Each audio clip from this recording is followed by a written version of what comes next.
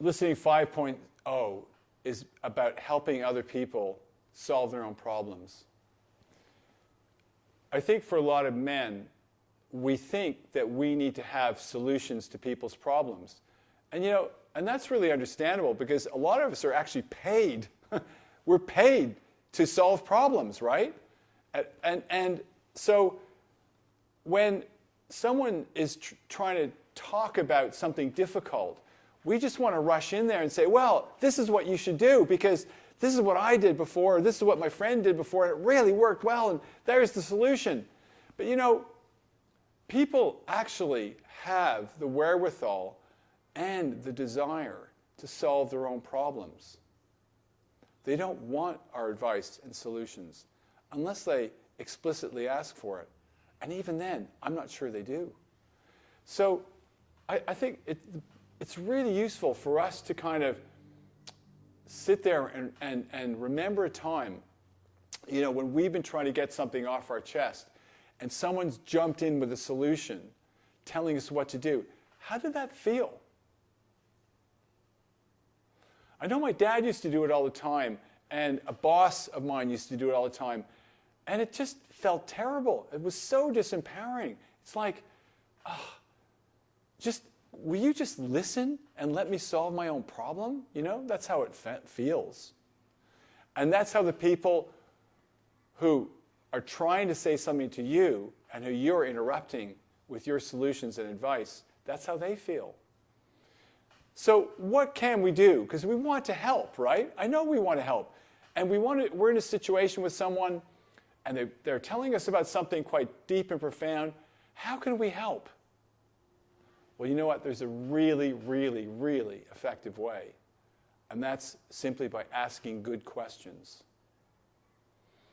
And some of us may think, well, asking good questions. Yeah.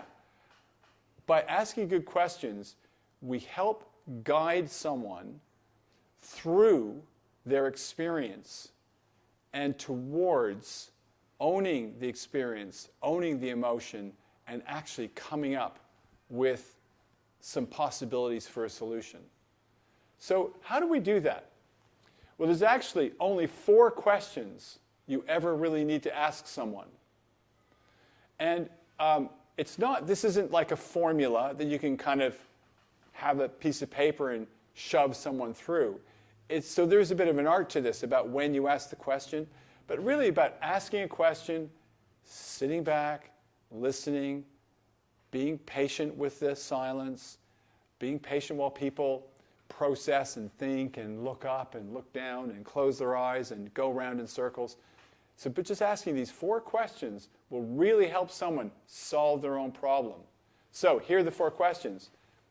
What would you like to talk about? Right? So someone's like, you can see they're anxious, you can see they're nervous. Well, is there anything you'd like to talk about? Right?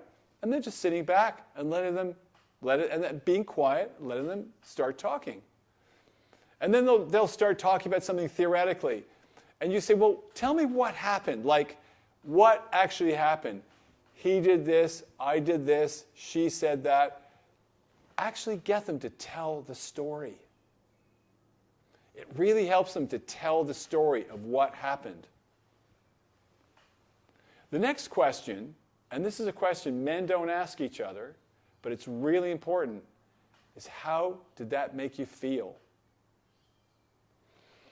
And, that's a scary question for some men to ask. But when someone asks you, how did that make you feel? And you're able to say, that made me feel really angry, or that made me feel really happy, or that made me feel really sad. You're getting in touch with something that they can then own and eventually let go of. They don't have to be stuck with that emotion. And by helping them get present to it, you're actually facilitating a process of them moving through and letting go. And sometimes I even ask, what's the worst thing you feel about this situation? What's the worst thing, the most terrible thing you feel about this situation? And that really helps them get to the bottom of it. Lastly, I ask, you know, when they're really done talking, and you can really sense a pause, and that they're really finished, you can then ask, is there anything you'd like to do about that? And that opens up, you know, rather than you giving the solution, it opens up the opportunity for them to go, oh,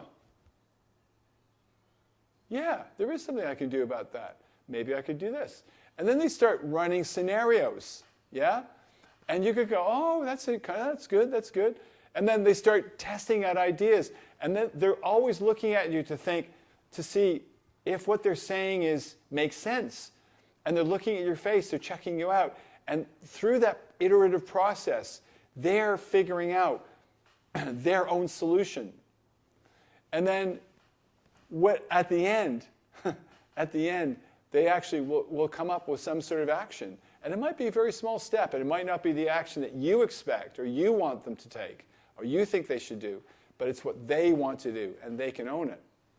And so your job is really just to affirm and encourage and empower them in what solution they've decided to come up with.